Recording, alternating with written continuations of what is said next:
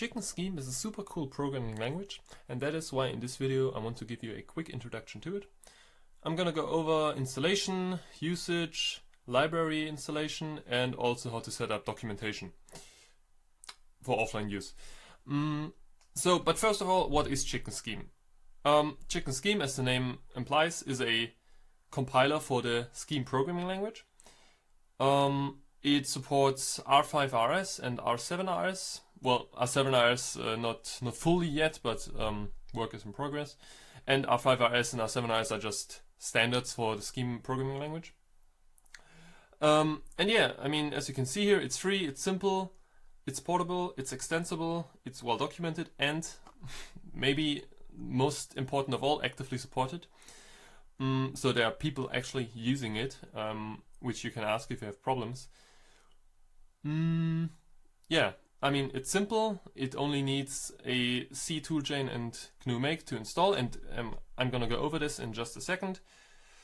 It's extensible. There are lots of libraries which are called eggs in Chicken Scheme, and yeah, it's well documented. So again, I think Chicken Scheme is a super cool programming language. I use it for pretty much everything I do nowadays, so I don't really use anything else because it just works. It also compiles down to C, which is pretty nice. So whatever you are doing, you are basically just producing C code, which you can compile like any other C code, and it just works. So you don't have to like fiddle around with like I don't know, weird stuff, because Chicken just compiles down to C. So you can use all your C stuff. You can use GDB and GCC and what have you. All right, but enough of that. Let's install it. So you just click on this easy to install button, and you get to this source code page. There you have a tar which you need to download and unpack, which contains the Chicken release, which the latest stable release is 5.4. All right. I have already done that, of course. So I have this tar right here, and I've unpacked it here. And if we look at it, you will see all the source files like you would expect. And these green files are the already compiled artifacts, which I have already compiled on my machine, of course. And what you do is, well, first of all, you need to have GCC and GNU Make. As I said, on Alpine you can install them with apk add gcc and make, I think it is. Yeah, I've already done that, of course. And then all you need to do is call make, and after that you call do as make install. Or if you're using sudo, you can also use sudo here, of course. And that's it. I mean, that's all you have to do. I'm not gonna do that here because I've already done it, and on this extra 100 ThinkPad it takes forever. But yeah, I mean, if you have ever compiled something from source, you know how to do that. So yeah, just call that, and you're good to go, basically. So yeah, after that you will have, so the two most important binaries are, which you can also see right here, are CSC and CSI.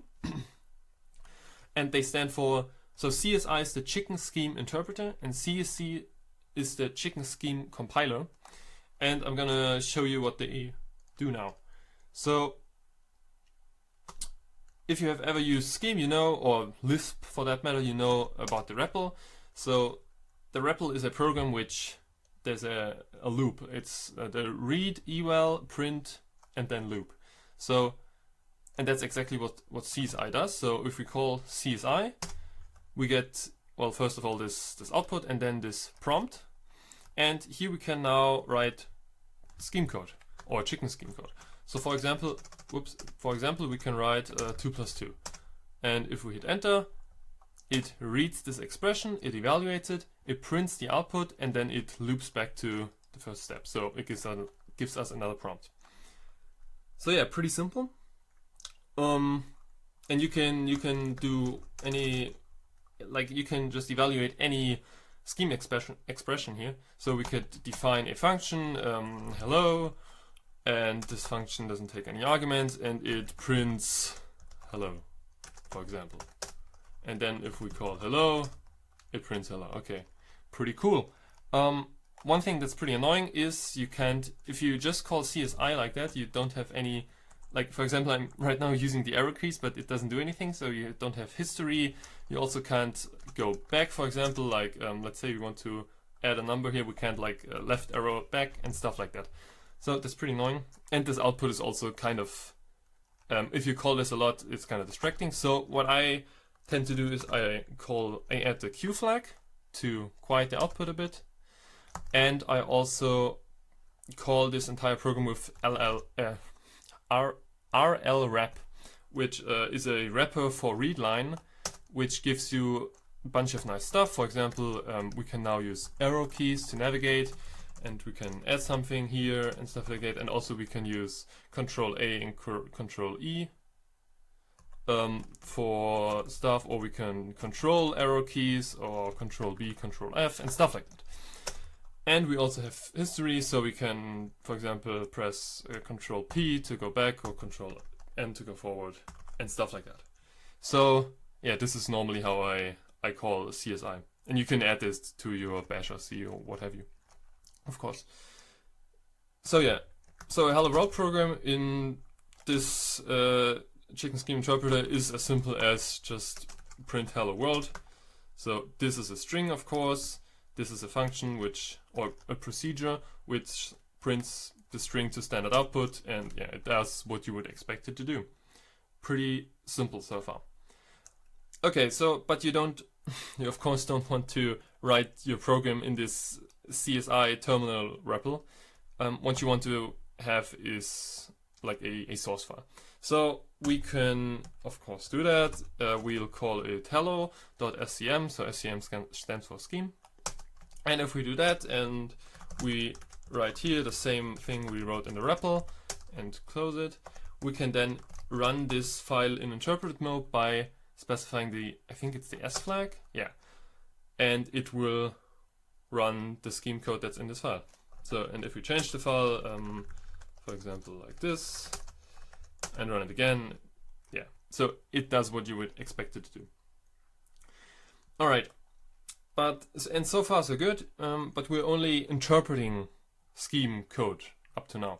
What you want to have in many cases is like compiled code, because then like you can ship compiled code, you can create like standalone binaries and all that stuff, and compiled code is of course way faster. Yeah. So, and for that we have the CSC, so the chicken scheme compiler, and with that you can compile source files. So we can now compile this hello.scm, and it gives us a hello binary. And if we now call this, it outputs the same stuff as when we interpreted this file. So, and then now if we change this file, of course, for example like this, the binary of course doesn't change, but if we recompile it, the binary also changes. So yeah, everything like you would expect it to work. So far so good. So this is basic usage, but again, this is not really a workflow you want to be working with. You don't want to edit your source file in VI every time and then quit and then compile it and then run it, and of course not. So normally your workflow with any scheme, and also with chicken scheme of course, is to have like an editor which has an integrated REPL. And of course the default, like the de facto default for something like this, or any Lisp for that matter really, except maybe, well, at least any scheme really, is emacs. Like you're kind of shooting yourself in the foot if you're not using emacs when writing scheme code or Lisp code in general. So yeah, I just want to quickly show you my workflow. I've made a separate video which goes into greater detail with all the packages I use and how I set them up. And I mean, it's not complicated, but yeah, I've made a video on that already, which you can find on my channel. But yeah, I just want to show you real quick so you get an idea. So I will open up a like that. I will open up a Emacs client window, and here I will open this hello.scm, which shows us the contents here And let me move this to another window. And now, if I let me power edit. And now, if I press Control C, Control X, we get this REPL on the right hand side. So this is just the exact same process I just showed you. So this is just calling CSI with the Q flag, and this is the exact same as in the terminal. So we can now also interpret code here. 2 plus 2 is 4. And all that. So we can just do the same and write our stuff in here, like in the terminal. So I don't know, we could write a string constant, whatever. But we can also, and this is now where, and you will see this is really useful, is we can interpret code. So we can send code from our editor window, so from this file we have here, to the REPL directly. So if I go to the end of this expression and call Control C, Control E, this whole expression gets sent over to the REPL and interpreted. And the same, for example, for this, and so on and so forth. So I don't have to copy this whole expression every time and send it over just to interpret it like this, because that would be very tedious and unnecessary, when I can just, do it like, interpret it like this. And this gets especially useful and necessary when you have like longer function definitions. So if you have a function like this and you want to print something, then you want to do something else, and it's just a giant expression, you don't want to copy that over into the REPL every time. Of course, you just want to interpret it like this. And then maybe you call it from the REPL, or you call it from here. So it comes down to the same. So yeah, this is really useful, as you can imagine.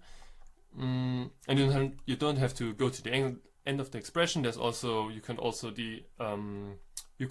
evaluate the top level definition. So whatever has no indentation for practical purposes, that's what it means. So if I call CC, this whole expression gets evaluated. So this right here. So if I change this to 2 and then do this, bam, it just works. So as you can see, really, really, really useful. And I mean, this is just, honestly, this is just the best workflow in any programming language, period. Like, you can so quickly prototype something with this. It's like, I mean, nothing else can compare. And I mean, Python has a REPL, and Python has like modes for your editor where you can evaluate Python code, but it just doesn't compare. Because in Python, there's no easy way there are no separators for expressions.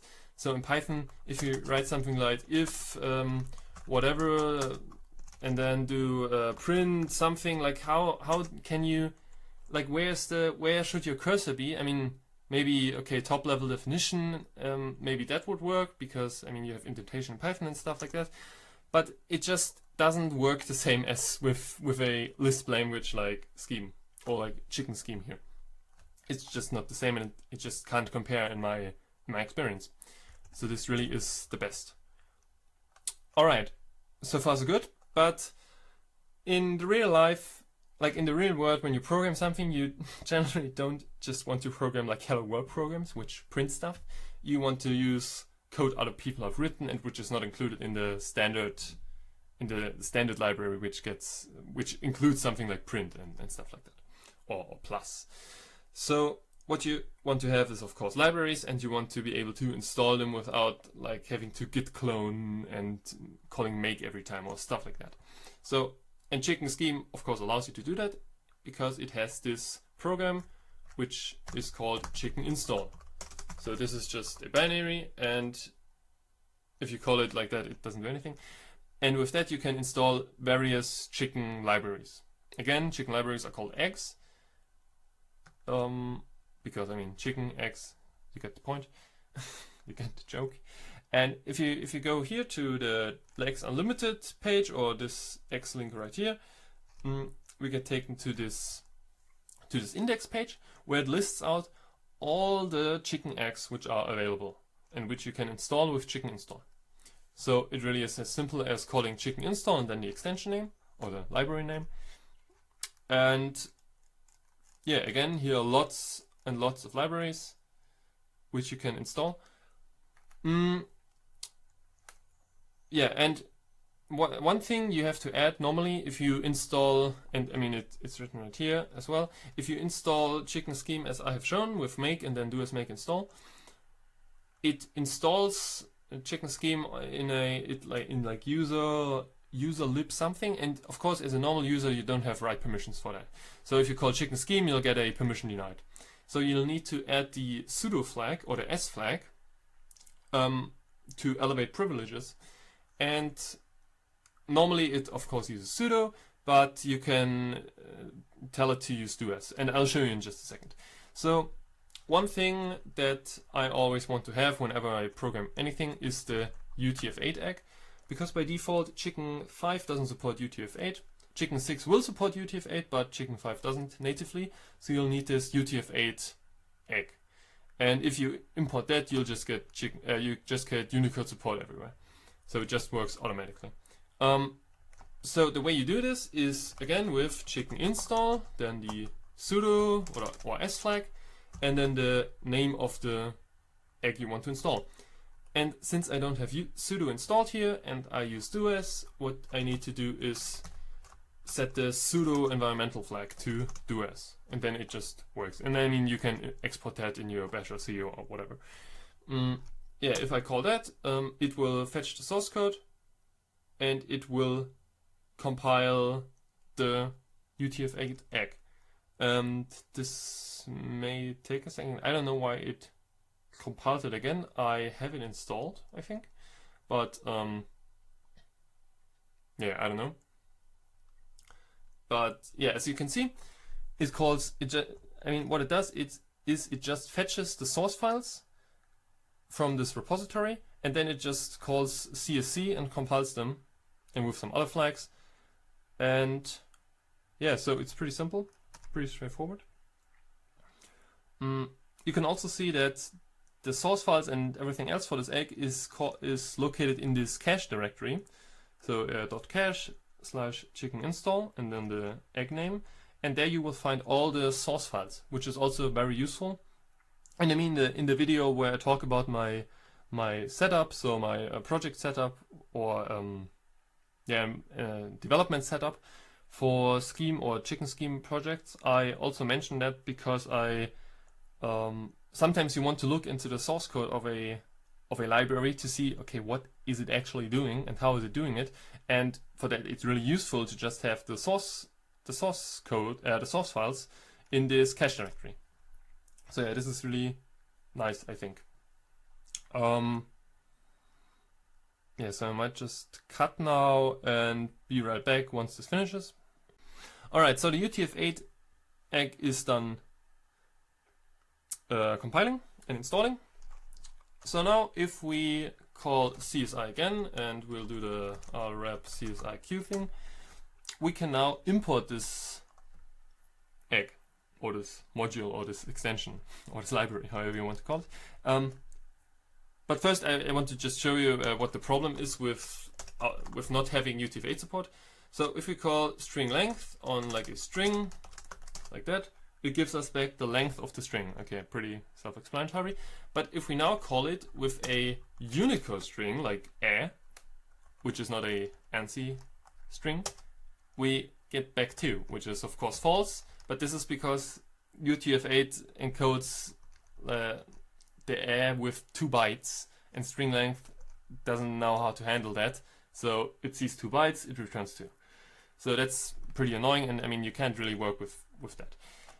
So what you can now do if you've installed the UTF-8 egg is call import UTF-8, and with that it gives us a bunch of output because it's overwriting already imported procedures.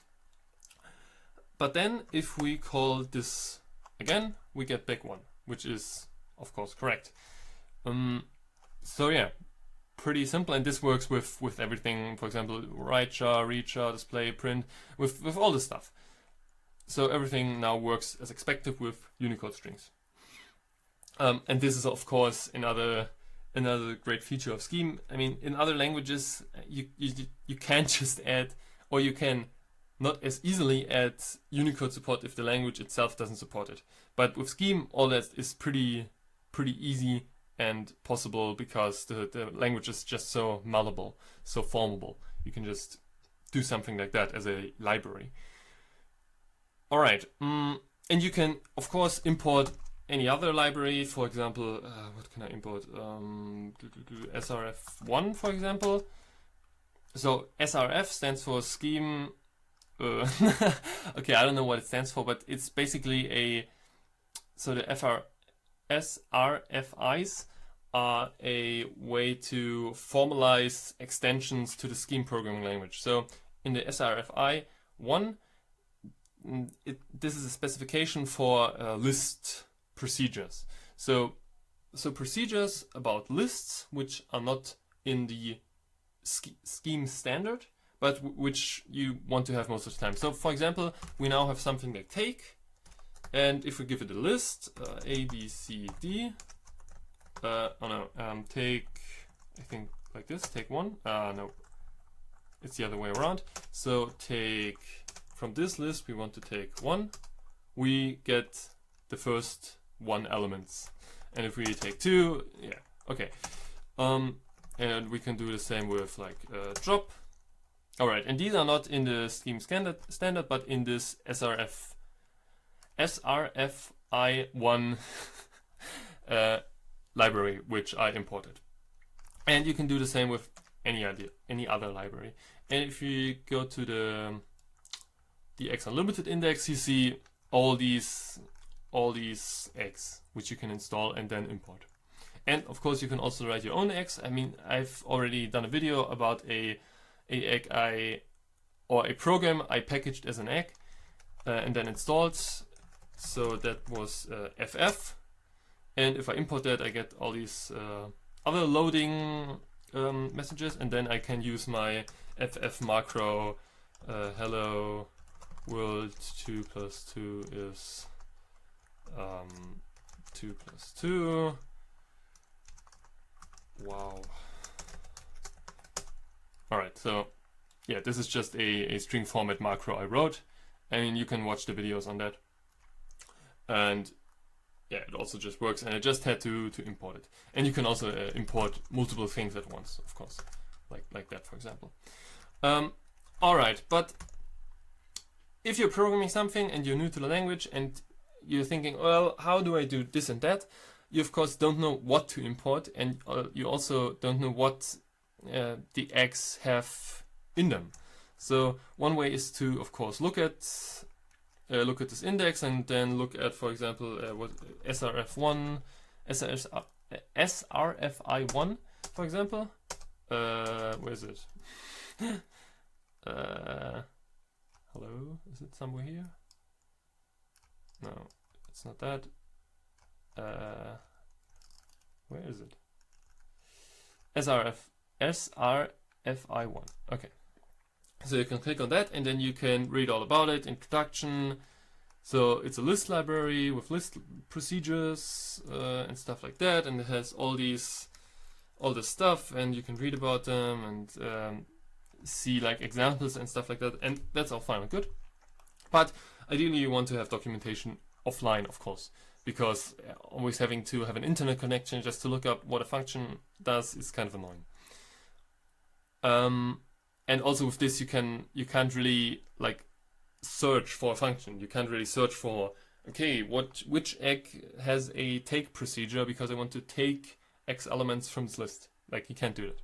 So what you can do is install the let me go back here. Install the chicken doc egg. So this one right here, and this gives you a tool for exploring chicken documentation.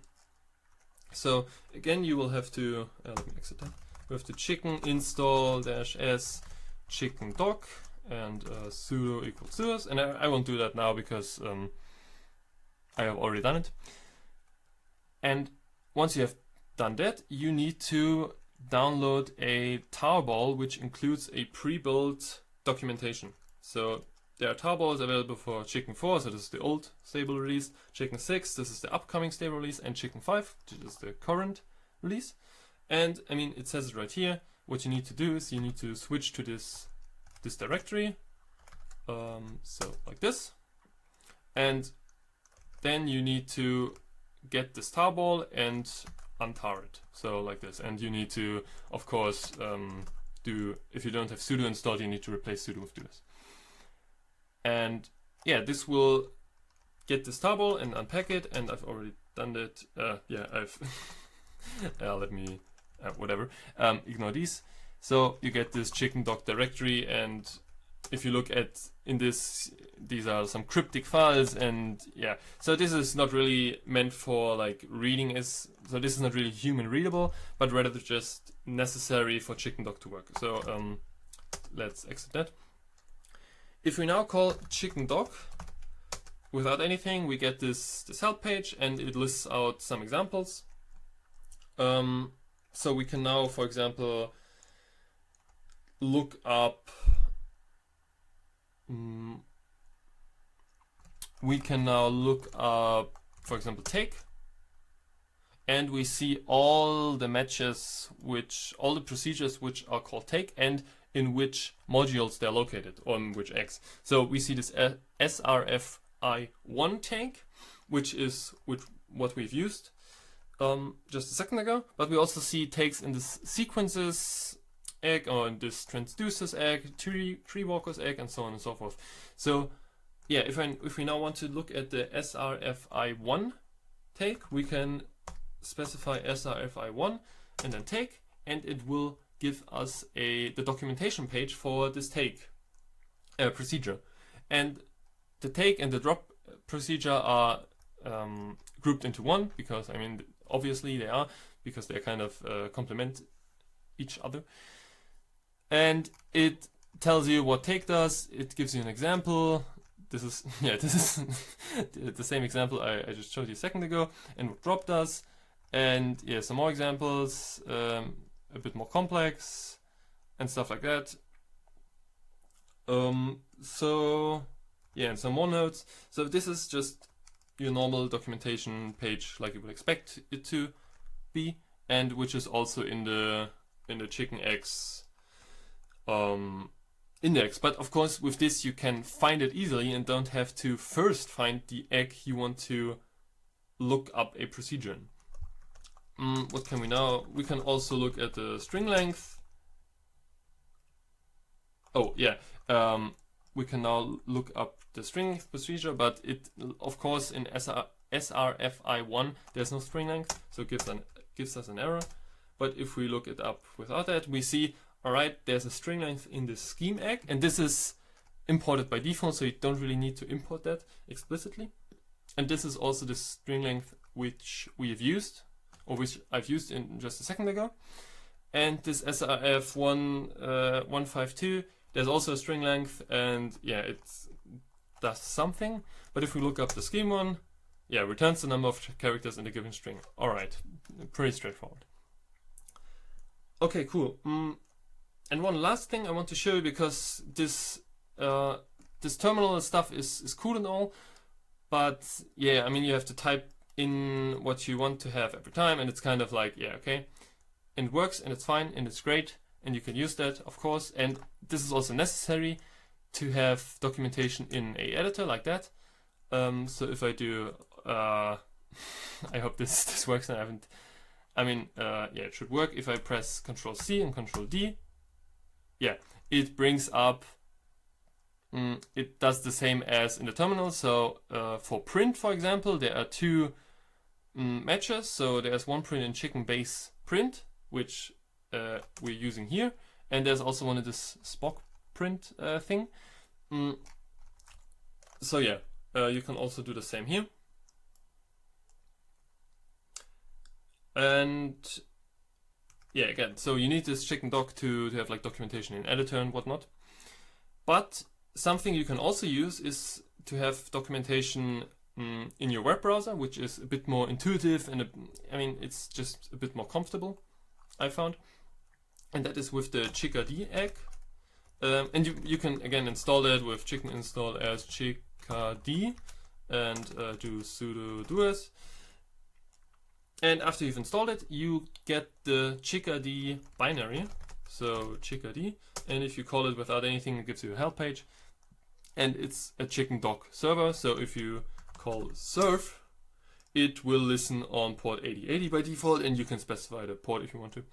And if we now go to localhost 8080, we get this chicken documentation page. And here we can do the same as in the terminal, so we can search for something, for example, take, and here we also get autocompletion. So this is like one thing that's already really nice. And if we say take, we get the same output as in the terminal, but here we can click on stuff. So we can, for example, we can now click on this srfi1 take and get taken to the same documentation page we've just seen in the terminal. Or we can also click on srfi1 in general and get this page. So yeah, this is really nice. And now we can here scroll and things are linked and stuff like that. I mean, it's a browser and it's not a terminal. So there's a bunch of stuff you can do with it, and you have nicer formatting and stuff like that. And yeah, it's just a bit more comfortable and a bit easier to use, I think. And it's still offline on your machine, so you don't have to have an internet connection to look at this and stuff like that. So normally I just use this if I'm not looking up documentation in my editor or in the terminal. So yeah, for example, here's also linked to an external site which talks about this SRFI1 standard. So this is the page for the actual standardization, which explains what this does and stuff like that. And you can't really have that in a terminal. You would have to like copy the link out or have some feature in your terminal and stuff like that. So, and you have like a table of contents which you can click and which scrolls you there and stuff like that. So it's just really nice. I really like it. And you have the same thing online. So if you click on this API link, you get a public Chickadee instance. So you can also use that, but I just like having it set up for offline usage. So yeah, I think this is pretty much all you need to know to get started using Chicken Scheme. Again, I really like the language. I use it for everything nowadays. Oh, and I just want to point you to some resources. So if you go to the Chicken Scheme webpage and you go to Wiki, you will see this introduction, welcome, and then about, and then some elevator pitch stuff, and then just some manual. So here's the manual and some other stuff about the language. And if you go to manuals, you see all these links. For example, this getting started page where you can read about Scheme and how it's great, and the different standards, and yeah, and how to install it also. Development environment, some examples here, or some more examples which you can go through, some compiler stuff, and all that. So yeah, I urge you to check that out. I've also so for example, for C libraries, I've also made a video about calling C code from Chicken Scheme. And yeah, there's also like some debugging stuff, some compiler, interpreter, how to deploy, and stuff like that. The X specification format, extension tools. So really there's a lot of stuff here. So if you want to get started, you can just read through that. Yeah, there's also one thing I also want to mention is, if we go back here, the community. So there is an IRC channel on libera.chat. You can of course join that and ask for help, and I've done that, and the people are super nice and really like it's just normal people who like to help you with Chicken Scheme problems. So it's really nice. And there are also mailing lists which you can join. For example, this user mailing list or the announcement mailing lists and stuff like that. And yeah, so again, I really like Chicken Scheme. I think it's a great programming language with a great ecosystem, if you want to call it that. And yeah, I think it's great. And if you're looking for a programming language that's simple, in the sense that it doesn't require like a JVM or something like that to run it, but it just compiles down to C, which then compiles down to like a binary, which you can have as a standalone and run it. But at the same time, at the same time, while you have that, like on the very low end, quote unquote low end spectrum, you also have like the highest possible abstraction with like a Lisp. So you don't need to manage my memory by hand, and you don't need to like have like type annotators everywhere, and to tell the compiler, oh, this is an int, this is a string, but it just, you have like garbage collection. It just all works automatically, while still being as simple and lightweight as possible, I think. So yeah, I think Chicken Scheme is really is a really great language. I know I've said that like 1,000 times in this video, but I mean, it's true, and I really like it. And if you're looking for like a language with which you can script easily, with which you can prototype easily, but with which you can also write like complex applications, which are huge, yeah, I think this really is it. All right, this video is long enough. I hope this was helpful. I hope this gave you a quick introduction to Chicken Scheme, and I hope I've covered everything that you need to get started. And yeah, so that's it. Have a nice day.